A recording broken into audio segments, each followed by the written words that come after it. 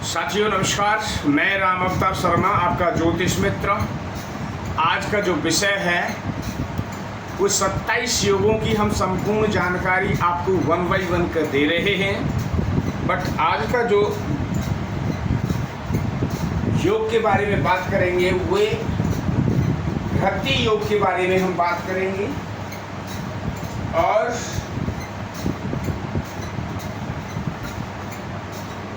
उससे पहले हम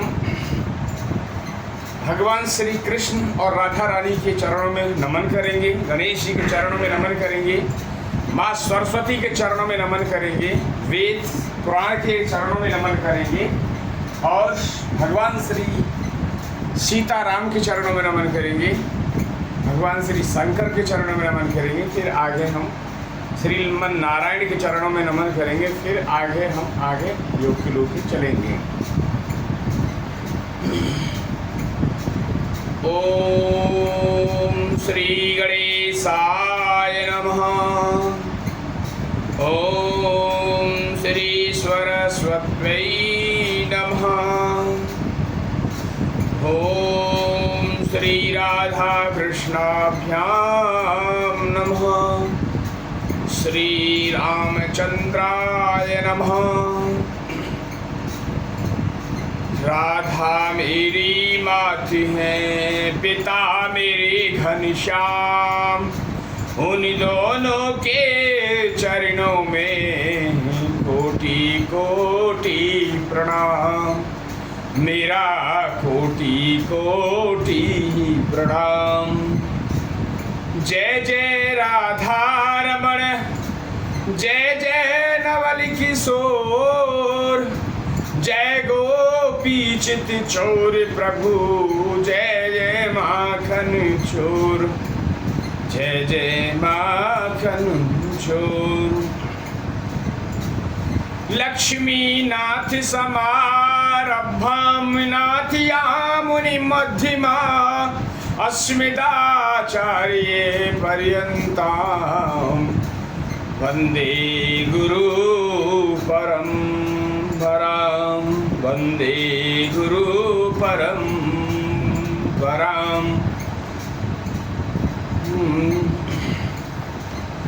आए हो तो प्रेम से लो हरि का नाम, सब देवता निको दास की। जय जय राधे श्याम, जय जय सीताराम। हर हर महादेव शंभो। सभी दर्शकों को राधे राधे। प्रिय दर्शकों, आप सभी को राधे राधे।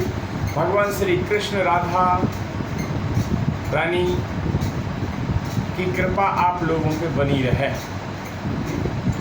जैसा कि मैं बार बार कहता हूँ कि जो श्री राधा कृष्ण, ये समझिए हम आप उनसे जुड़ चुके हैं, तो ये समझिए आपके हमारा राधा कृष्ण यूनिवर्सिटी में एडमिशन हो चुका है और अब आगे जीवन में कोई भी परेशानी नहीं आएगी। भगवान श्री कृष्ण और राधा रानी आप सभी लोगों पे कृपा बनाए रखें। आज का चलेंगे योग के बारे में, जानेंगे योग, धरती योग के बारे में आज चर्चा थोड़ी करेंगे। उसके शुभ अशुभ फल के बारे में बात करेंगे। तो धरती जो योग है, जिस बच्चे का भी धरती योग में जन्म होता है वे आगे जाके उसको काफ़ी प्रॉब्लमें आती हैं। तो इसलिए आप सभी लोगों से मेरी अपील है कि यदि किसी के बच्चे का इस योग में जन्म हुआ हो या आगे हो तो उसका प्रॉपर तरीके से पूजा विधान किया जाता है। जन्म के 1 साल के अंदर में इसका पूजा विधान होता है। इस विधान को जो कहते हैं गौ मुख प्रसव शांति। गौ माने गाय, मुख माने मुंह और प्रसव माने डिलीवरी, यानी बच्चे का दोबारा गाय के मुख से मीन्स जन्म कराना। इसी को कहते हैं गौमुख प्रसव शांति। गौ माता हमारी पूजनीय है और सभी वेद पुराणों में इनका सब में चर्चा है, सब पूरी तरह से आप सब जानते हैं। गौ माता की मैंने पहले भी एक वीडियो डाली थी, आप लोगों ने सुना नहीं होगा, कि यदि गाय को कोई एक रोटी प्रतिदिन यदि खिलाता है तो उसके जो है पुण्य इतने उदय होते हैं कि कुछ पूछा नहीं जाए। सपोज कोई माताएं बहनें हैं तो जो आप अपने घर से एक गाय को रोटी खिलाते हैं और गाय के हमने उसके टुकड़े रोटी के जो है सपोज 4 भाग बना लिए, 4 भाग बना लिए। पहला जो गाय का जो पहला जो भाग होगा, जो वे गौ माता को रोटी खिला रहे हैं उनके पति पत्नी के भाग्य में चला जाएगा। जैसे गोल रोटी है तो उसके 4 भाग कर लिए, तो 4 भाग जो है पहला जो है पति पत्नी के भाग्य में चला जाएगा। दूसरा जो रोटी का जो भाग होगा वो आपका जो है आपके दादा दादी परदादा जितने भी पीछे के हैं सब उनके भाग्य में जाता रहेगा। नंबर 3 जो आपकी ससुराल पक्ष है, ससुराल पक्ष के खाते में जितने भी बुजुर्ग थे उनके खाते में जाता रहेगा। चौथा जो भाग्य है, यदि आपके नंसार पक्ष नाना नानी परनाना जो भी है रहे होंगे उनके भाग्य में जाएगा। तो देखिए गाय का जो है गाय के जो रोटी देने का महत्व है, 4 जगह उसका फल मिलता है। कितने लोगों का उसका पुण्य उदय होता है। जिनके पाप ज़्यादा हैं तो उनके पाप जो है कम होते हैं और पुण्य उदय होने लगते हैं। एक रोटी की महिमा जाने। गाय हमारी पूजनीय है। 33 कोटि देवी देवता गाय के शरीर पे उनका स्थान है। जैसे आप लोगों को थोड़ी सी हम चर्चा बता दें, गाय का जो मुख होता है, गाय का मुख जो होता है, गाय के मुख में 4 वेदों का वास है। गौ माता की जो जिह्वा पे माँ सरस्वती स्वयं विराजमान रहती हैं। गौ माता की जिह्वा पे माता सरस्वती स्वयं विराजमान रहती हैं। गौ माता के दांतों में गरुड़ जी का वास है। गौ माता के मुख दांतों में गरुड़ देव का वास है। दूसरा, मस्तिष्क पर जैसे जहाँ हमारा टीका लगा है, चंदन लगा है टीका रेड वाला, यहाँ पे ब्रह्मा जी का वास है। यहाँ जो है ब्रह्मा जी का वास है। दूसरा,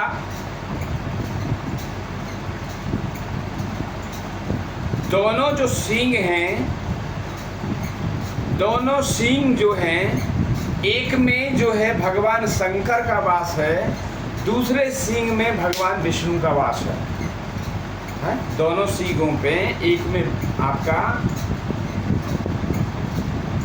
शंकर जी का वास है तो दूसरे सींग में विष्णु भगवान का वास है।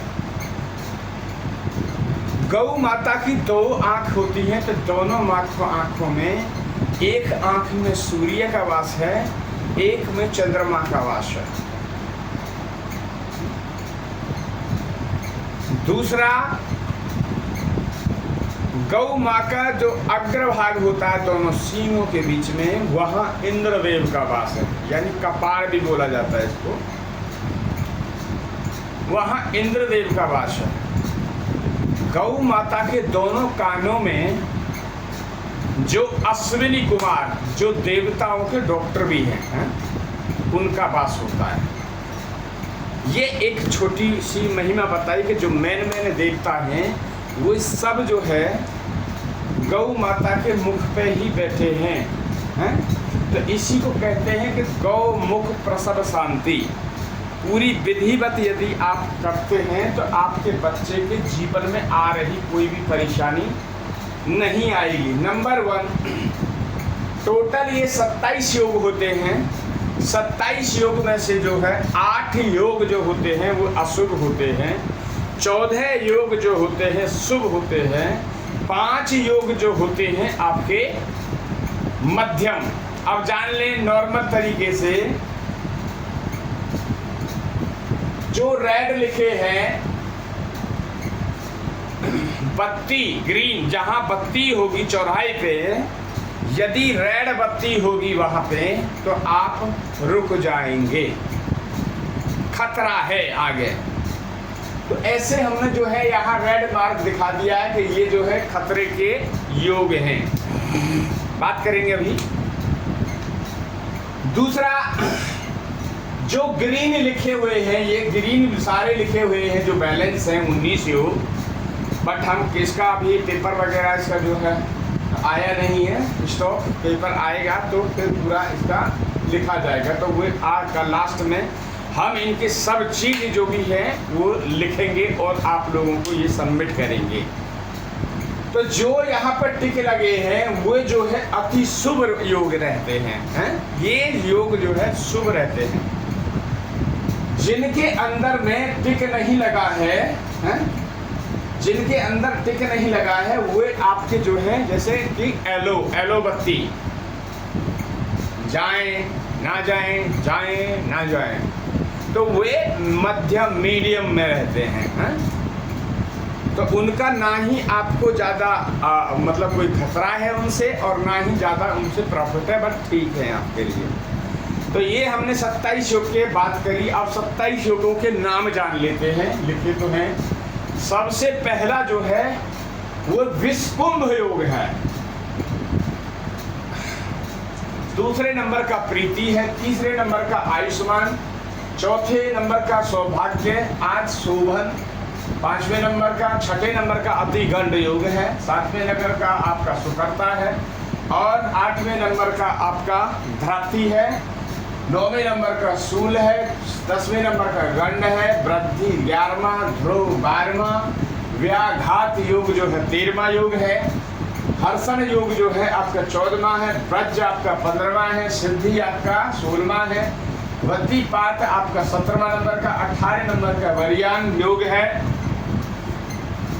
19 नंबर का परिघ योग है, 20 नंबर का शिव योग है, 21 नंबर का सिद्ध योग है, 22 नंबर का साध्य योग है, आपका 23 नंबर का शुभ योग है, 24 नंबर शुक्ल है, आपका 25 ब्रह्म है और 26 नंबर का इंद्र है और 27 नंबर का वैग्रहति योग है, जो कि आज वैग्रहति योग चल रहा है। देखिए वैग्रहति योग आज चल रहा है, तो आज भी कोई शुभ कार्य ना किया है और कल जो है पूर्णिमा भी है। देखिए कल पूर्णिमा है और फिर जो है विषकुंभ योग है, तो कोई भी शुभ कार्य जल्दी से ना करें आप, क्योंकि बेशक पूर्णिमा है मगर वो योग जो है वो गलत है, अशुभ योग है। वो देखेंगे कब से कब तक है, तो फिर उसके बाद आप कर सकते हैं कोई भी यदि कोई करना हो। तो ये आपके टोटल योगों की बारी, टोटल 27 योग होते हैं जन्म के इस पे। ये आपका पंचांग जो है, पंचांग के 5 अंग होते हैं, तिथि, वार, नक्षत्र, योग और करण। देखिए तिथि आप जानते होंगे, 2 तिथि पड़ती हैं। पहली जो है आपकी जैसे सपोज शुक्ल पक्ष होती है 15 दिन और 15 दिन होती है कृष्ण पक्ष। जब भी कोई कार्य आप करें तो शुक्ल पक्ष में यदि आप करते हैं तो बहुत ही शुभ माना जाता है। शुक्ल मीन्स मतलब चंद्रमा पूर्णिमा की तरफ जाते हुए अमावस्या के बाद वो शुक्ल पक्ष होता है, पूर्णिमा के बाद कृष्ण पक्ष होता है, उसको इंधारी रात बोलते हैं, तो उस योग में यदि आप ये कार्य करेंगे तो आपके लिए शुक्ल पक्ष में हमेशा शुभ कार्य शुक्ल पक्ष में करें, तभी उसके और अच्छे बेनिफिट और परिणाम मिलते हैं। चंद्रमा को बढ़ने का मतलब है आपके कार्यों में जो आप कार्य किए हैं उस कार्यों में हमेशा आगे बढ़ोतरी होना है, बढ़ोतरी होना। और यदि कृष्ण पक्ष में कोई भी आप कार्य करते हैं तो जो आपने शुभ मुहूर्त किया है, कोई दुकान स्टार्ट की है या आपने कोई और कुछ व्यापार स्टार्ट किया है, तो वो व्यापार जो आपने घटते रहना। तो हमेशा आप पहले कोई भी कार्य करें तो योग जान लें, करण जान लें। करण जो है टोटल 11 होते हैं। देखिए तिथि वार 7 वार होते हैं, ठीक, तिथि वार, तो वारों की भी बड़ी महत्वता है। तो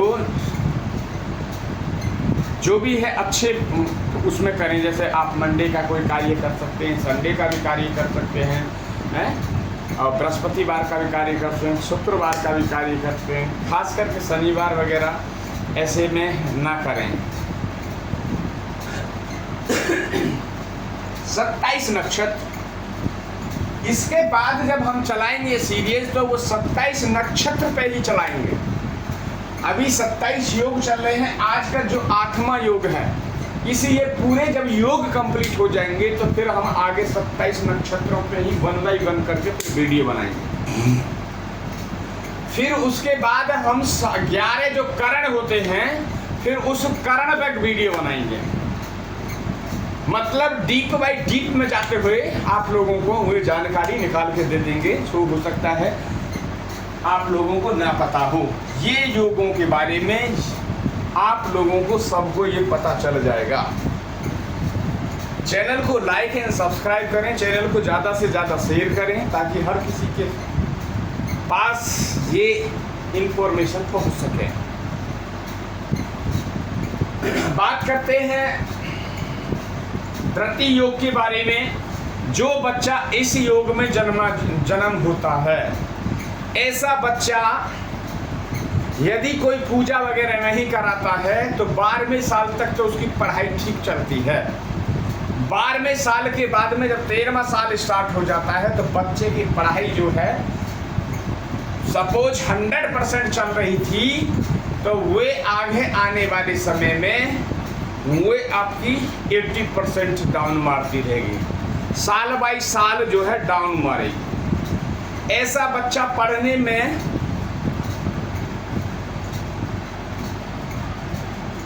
12 साल तक बहुत अच्छा रहेगा। 12 साल तक ऐसा बच्चा पढ़ने में बहुत ही अच्छा रहेगा, मगर जैसे 12 साल क्रॉस करेगा तो वो पढ़ाई में एकदम डाउन मार देगा, एकदम डाउन मार देगा। ग्रेजुएशन तो करेगा, वो किसी भी तरह से ग्रेजुएशन तो कर लेगा, मगर आप चाहें कि कोई मास्टर डिग्री ले ले, एमकॉम है या कोई और आपकी डिग्री है, एलएलबी की डिग्री है, एमबीबीएस की डिग्री है, सीए की है,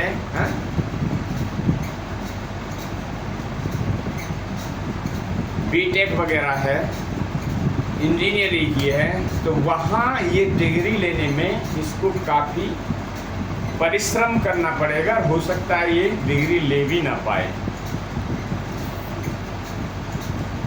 दूसरा, यदि कभी ऐसा होता है तो ऐसे बंदे का समाज में मान सम्मान कीर्ति वैभव इतना नहीं होना चाहिए, इसको सम्मान नहीं मिल पाता है, ना ही इनके घर से मिल पाता है, ना ही ऐसे बंदों को अपने पड़ोस से मिल पा रहा है, ना रिश्तेदारियों से भी इसको इतना मान सम्मान नहीं मिलता है ऐसे योग वालों को।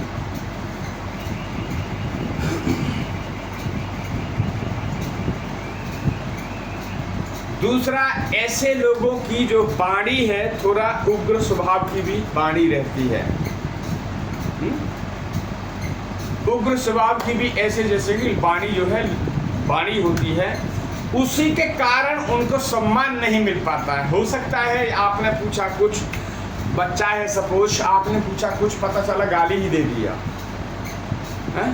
हो सकता है किसी को मार दिया, पीट दिया।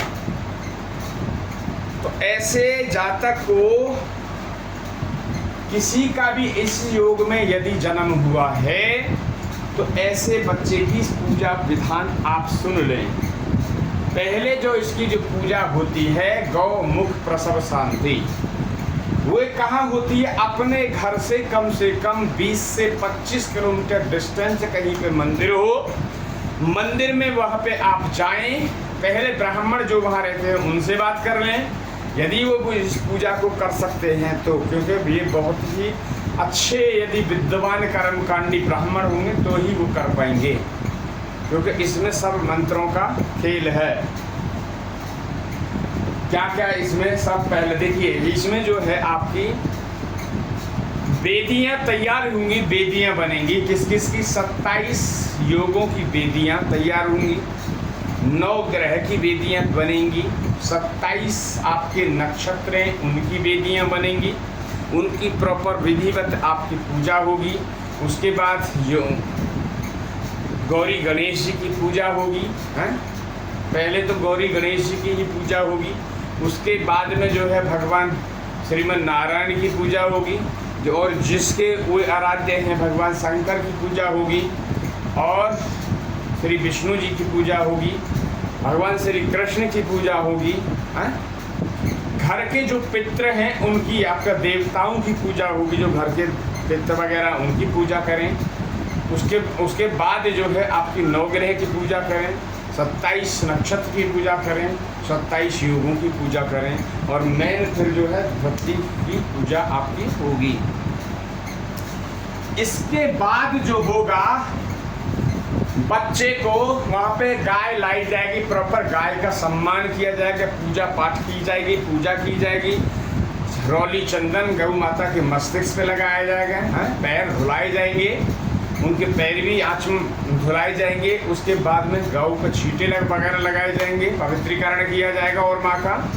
दूसरी बात है पुष्प माला पहनाया जाएगा। पुष्प माला पहनाने के बाद में तो आप जाने इससे पहले आपको 2-4 किलो जो अनाज जो है उबालना पड़ेगा किसी, उबालने के बाद में उस अनाज को, यदि आपका छोटा बच्चा है तो सूप जो होता है जिससे अनाज फटकते हैं, कहीं सूप बोलते हैं, कहीं तो सूपड़ा बोलते हैं, उस छोटा बच्चा है आपका तो उस सूप में आप कपड़ा बिछा लें। कपड़ा बिछाने के बाद में बच्चे का जो भी है कपड़े, और कपड़े पे भी वहाँ पे वो कपड़े पे कुछ कपड़ा, लाल कपड़ा लपेट दें बच्चे पे, और सूप में जो है अनाज डालें। अनाज डालने के बाद में गौ माता के आप आगे ले जाएं तो गौ माता जो है उसको खाएगी अनाज को। जैसे अनाज को काटेगी, खाएगी, तो आपके बच्चे को भी चाटेगी। तो बच्चे को ज़्यादा चटवाएं हैं। जैसे जैसे बच्चे को गौ माता चाटेगी वैसे ही उसका शुद्धिकरण हो रहा है।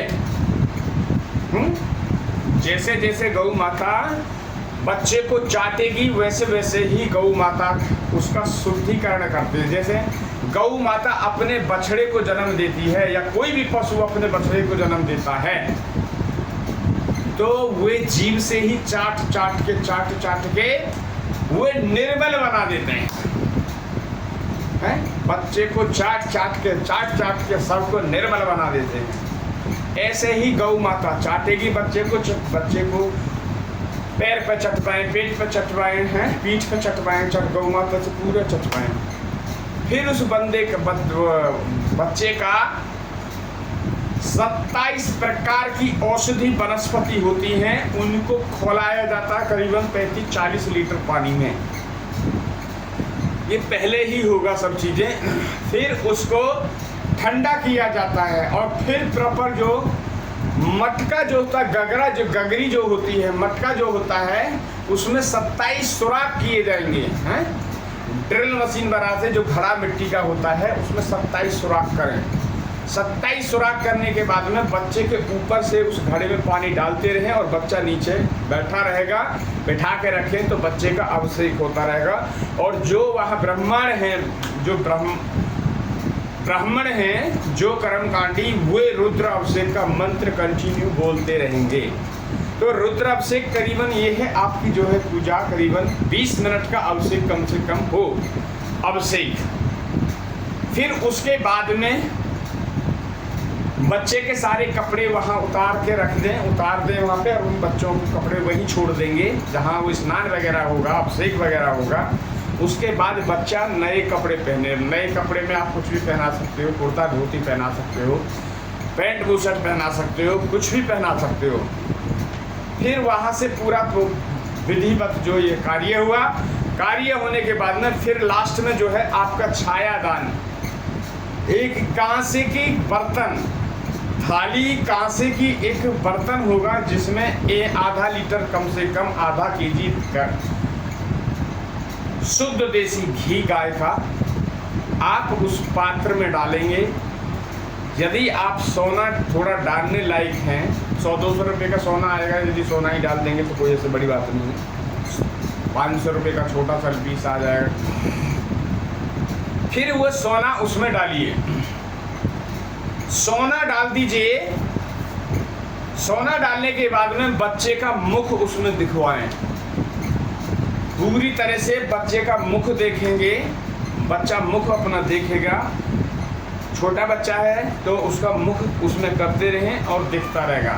और फिर बच्चे के माता और पिता वो भी बच्चे का जो है अपना उसमें मुख देखेंगे, घी के अंदर में झांकेंगे, वो अपना भी चेहरा देखेंगे। तो उसको क्या है, जो भी आप पे या आपके बच्चे पे जो भी नेगेटिव ऊर्जा है उस योग के माध्यम से, या अतिगंड हो या शूल हो या विषकुंभ हो, तो वे वहीं पे सब चीज़ शांत हो जाती है।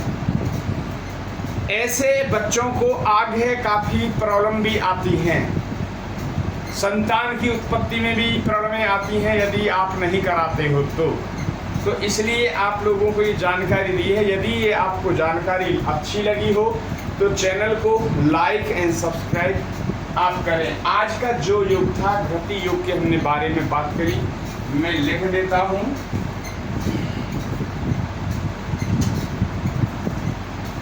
आज का योग था आपका 8वें नंबर का योग था।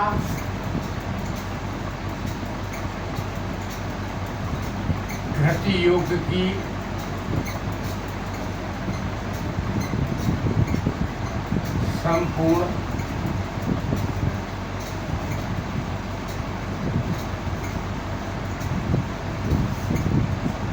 संपूर्ण जानकारी। यदि ये आपको अच्छी लगी हो, चैनल को लाइक एंड सब्सक्राइब करें, ज़्यादा से ज़्यादा इसको शेयर करें। आज के लिए इतना ही। जय श्री कृष्ण, राधे राधे।